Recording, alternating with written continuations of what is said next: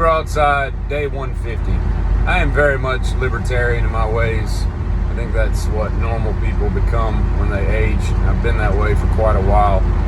It's why I wish there was a third, fourth, fifth, sixth party option to break up the double monopoly that this country has of idiocy with two people that can't agree on much of anything.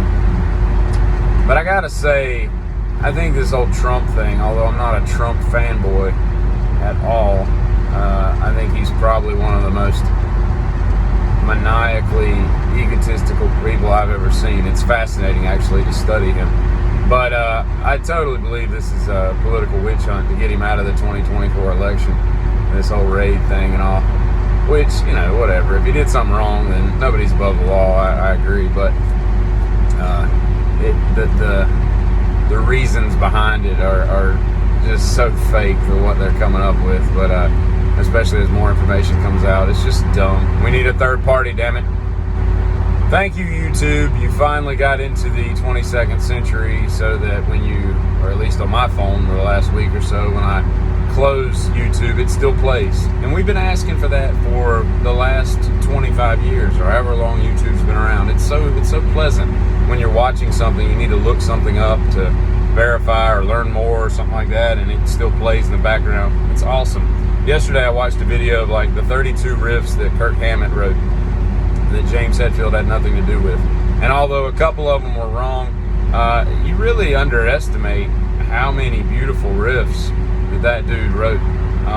Pretty much Ride the Lightning was his doing. I mean, he made that album what it is. And several really cool riffs on Master of Puppets. But I think that he kind of blew his wad after the Black Album, solo-wise. It just started all sounding the same wah-drenched crap. But the first few albums, man, you can't dispute what that guy did for that band and for metal in general. It's pretty dang cool. If you buy a two-wheel drive dually, you're a dummy. I don't even know why they sell those things.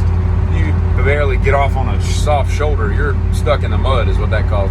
And speaking of Chevrolets, when I was in college, I had to go to the Chevrolet dealership to get something for my Blazer, and another Blazer pulled in. And I went to college in the mountains, and there was a pretty vertical climb the last half an hour up to my college town.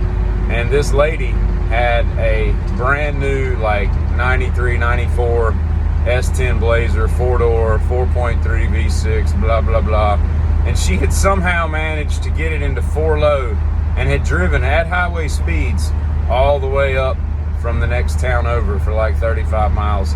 And the smells that emanated from that ruined driveline were just horrific. I mean, she just grenaded everything that there is in that vehicle. It was fascinating to see. I'm sure it would have been awesome to crack open all those cases and see what she did to that vehicle, because it was absolutely ruined.